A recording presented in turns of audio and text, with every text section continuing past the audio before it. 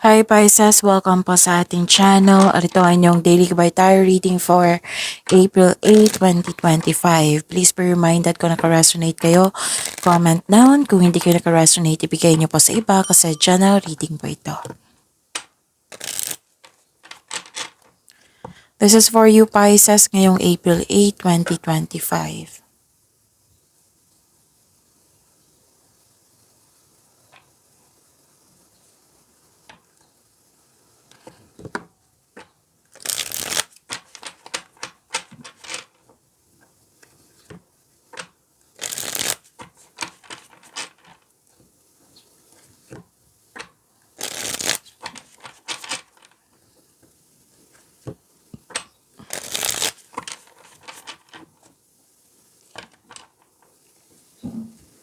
Para po ito sa inyo Pisces ngayong April 8, 2025.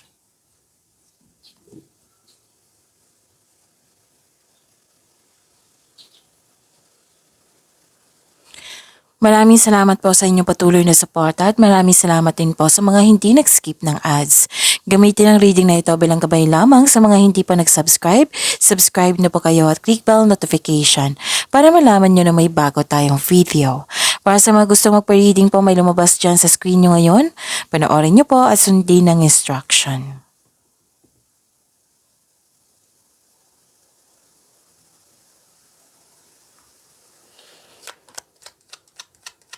Spirits Guide, mga ganap pa para kay Pisces ngayong April 8, 2025. I need 3 cards po.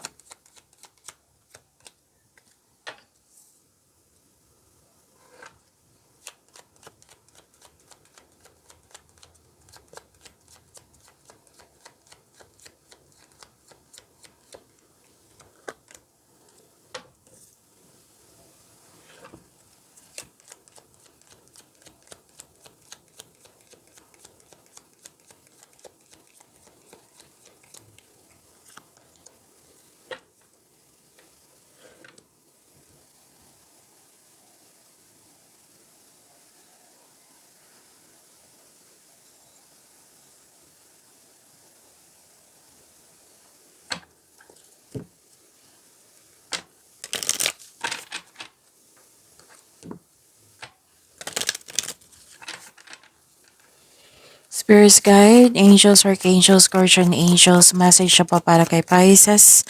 Yan yung April 8, 2025. I need 2 cards po.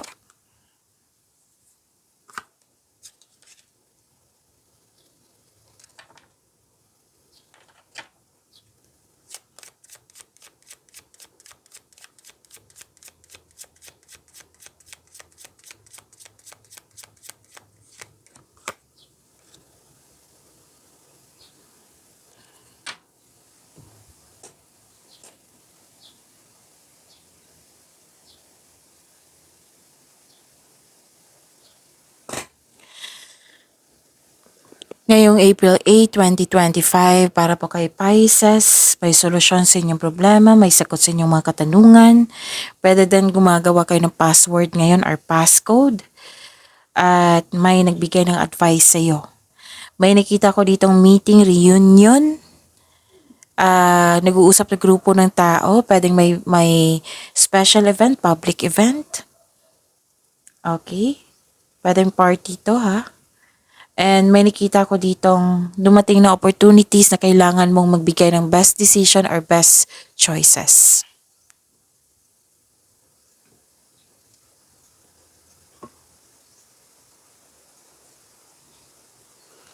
Message po. Angels are often felt but not seen. You might experience a cold, tingly feeling on your skin or on the back of your neck. Fear not, this is the angel drawing close to you. Ito yung na-experience ko. Oo, every time na nag-visit sila sa akin, yung tingly feeling on your skin na parang may mga langgam na gumagapang sa inyong skin na wala naman. So, ito. Ganda. And you've been working hard or even struggling with a task or skill. Now the stars are in perfect alignment. The angels are showing you the path to success. Wow. Itong hard work na ito is magkakaroon siya ng positive outcome, nasa right path kayo. Tinuturo ng mga anghel na nasa right path kayo, patungo sa success.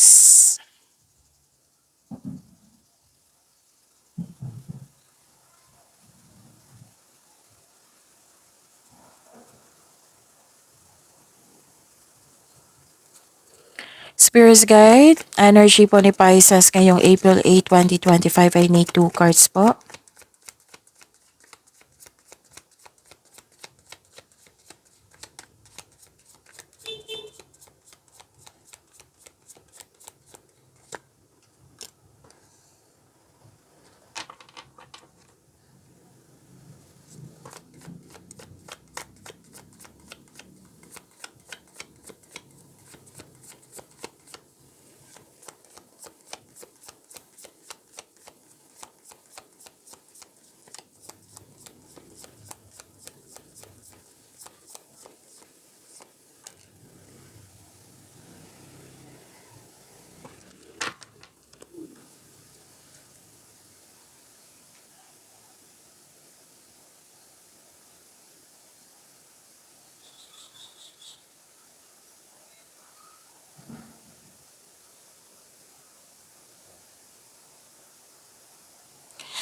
Kung may narinig kayo or may nakita kayong repeating message, meaning to say, pinupush ng cards niyan na kailangan yung bigyan ng atensyon. Like for example, nanood kayo ngayon ng April 7 and April 8 video reading niyo po, Pisces, at may napansin kayong repeating message.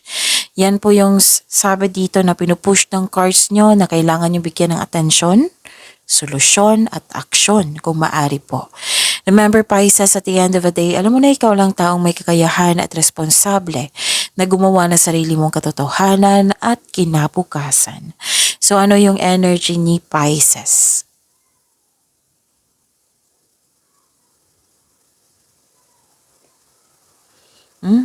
Mag-ingat kayo ha, kasi may nakita kong panlinin lang dito, may deception. Or busy kayo sa kakagawa ng plano, strat plan. Mag-ingat sa ibang tao at bagay.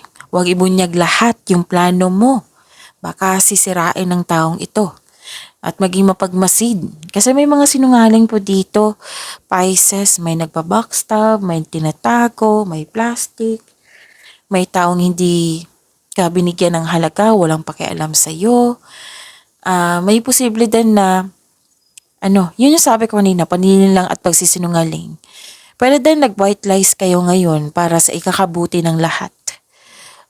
Mag-ingat kayo sa isang tao na mahilig magmanipula. Oo. Tapos bumuo po daw kayo ng diskarte upang makuha mo ang gusto mo. Or umalis or umiwas sa isang tao or sa toxic place.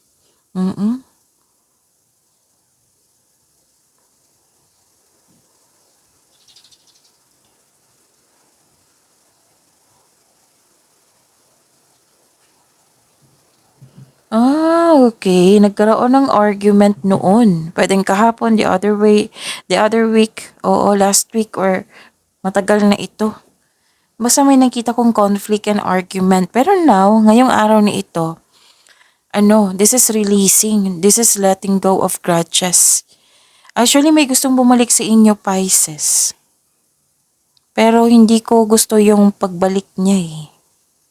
Akala ko maghihingi ng sorry to. Pero hindi ko gusto yung intention niya. Kasi may gusto siyang kunin sa'yo. Pwede yung information. Inaalam niya kung ano yung ginagawa niyo ngayon. Kaya nga may sabi kanina, 'di ba, na mag-ingat kayo sa mga plano niyo. Huwag niyong ipaalam sa iba kasi mukhang sisirain niya eh.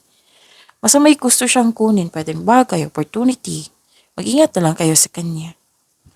So may gustong bumalik sa inyo. So this is your past person. Pwedeng sinaktan ka nito noon. Kasi may nakita kong conflict or argument. At may sabi din kanina dito na parang nagtitrip or ugali na ng taong ito. Oo. So ayaw niyo mag-give up, oh. So, pwede naman may mangyayari. May mangyayaring forgiveness. Mm-mm. So, this card tells you to release old grudges in order to move on. Tapos, pwede naman siya patawarin through your mind and heart na hindi na kailangan na kausapin mo siya. Kasi nakikita ko naman dito na hindi pa siya nagbago po. Oo. So, you will do this for the sake of yourself na para magkaroon ka ng peace of mind. Pwede mo siyang patawarin through your mind and heart. Kaya, accept the fact na may nangyari na po and forgiveness. Forgive yourself, forgive the situation, forgive this person.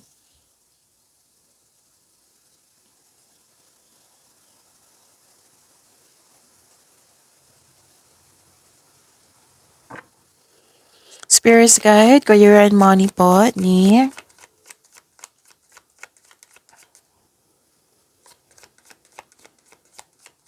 Pisces. Ngayong April 8, 2025, I need 2 cards po.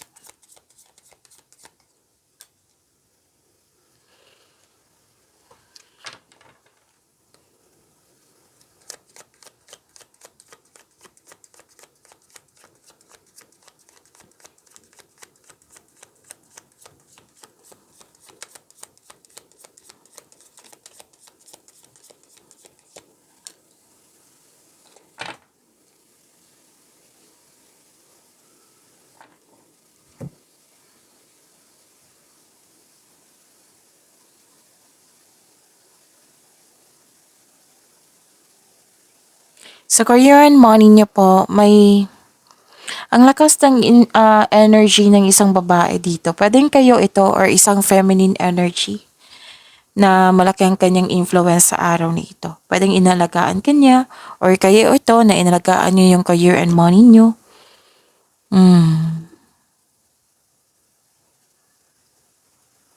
Marami kang naisip na bagong idea po. So, ideas is a blessing po from the universe.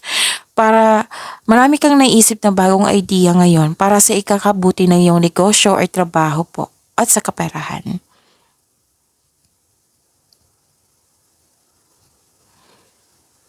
Ang ilan nga sa inyo dito, nag-e-enjoy ng home decoration.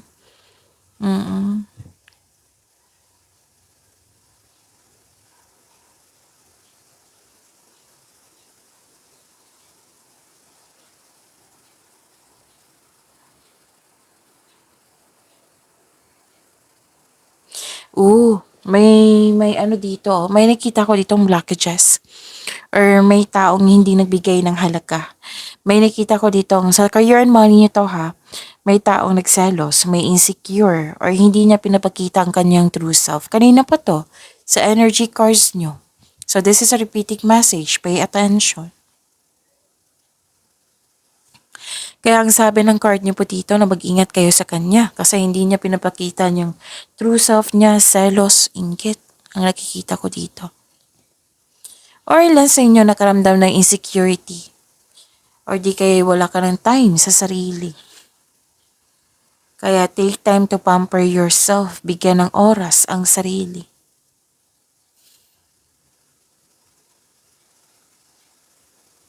Huwag kayong mag-create ng blockages ha, kasi some of you nag-create ng blockages dito. Like for example, hindi ko to matatapos, hindi ko to kaya. Bakit ganito? Nahihirapan ako, nabibigatan ako. Oh. Yung hindi yan sinasadya eh. Basta may nasabi kayo, may naisip kayo, na nag-create ito ng blockages. So, if I were you, mag-attract kayo ng positivity, positive affirmation po. Yung, kaya ko to. Matatapos din to, malalampasan ko rin to, ma-overcome ko to. Magiging successful din ako. I am blessed, I am successful, I am safe, and so on. Yung mga nakakabuti sa inyo, i-recite nyo. Kahit basta may mga i-recite nyo, nakakabuti yan sa inyo. And the best way to do is to pray. Isuko nyo yung mga worries nyo. I-pray nyo po. I-surrender nyo kay God at si God na bahala nito. Tapos, maghingi kayo ng divine assistance. And pwede din yung wala ka ng time sa inyong sarili. Pero nakita ko naman dito na magbibigay ka ng time sa inyong family. It might be nag-rest day din kayo ngayon. Or may balak kayo mag-rest day. Magbakasyon.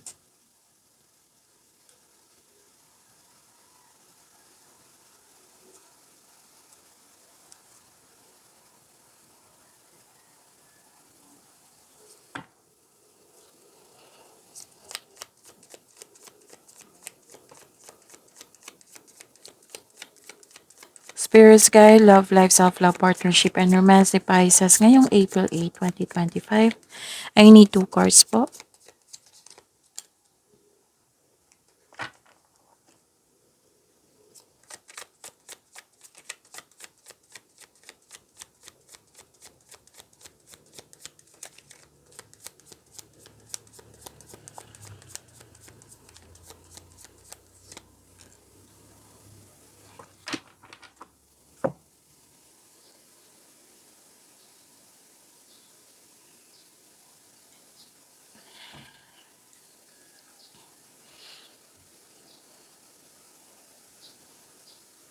Nakikita ko dito na nagkaroon po ng, wow, this is generosity. You're sharing resources. Kasi may natanggap kayong blessings. Nagkaroon ng pagkakaisa. May marireceive kang regalo or tulong. Oo. Tapos, pwede din makaka-receive ka ng malaking pera ngayon. Pwede yung return investment po.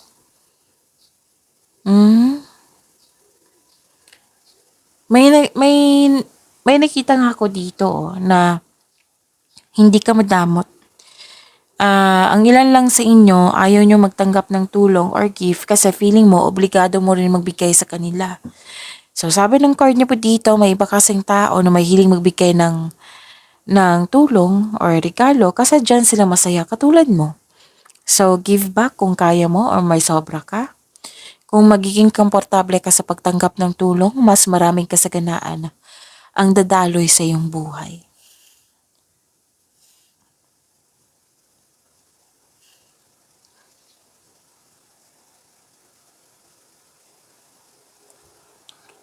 At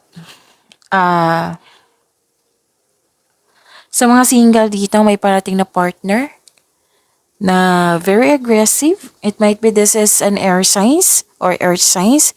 Air signs is Gemini, Libra, and Aquarius. Earth signs is Taurus, Virgo, and Capricorn. Very aggressive or posibleng bata pa ito sa inyo or youthful pa ang attitude. Mabilis itong mag-approach sa iyo. Para sa mga marelasyon sa buhay mag-asawa, excited kayo sa coming monthsary, anniversary, para i-celebrate ito.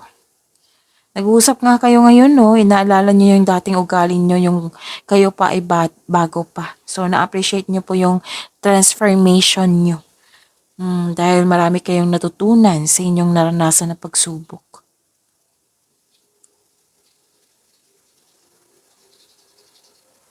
So, may matanggap kayo na good news. At you are very excited dito. Oo, good news to eh. May mensahe na parating sa inyo which is good news. Tapos wag po daw kayo magpadalos-dalos sa inyong aksyon. So, kailangan yung alamin muna at isipin ang susunod na hakbang. So, gawa kayo ng matibay na plano. Kasi makatulong ito sa pagpalakas ng inyong confidence kung mayroon kayong matibay na plano. So, may feelings dito na sa excitement. Exciting na pangyayari. Excited ka.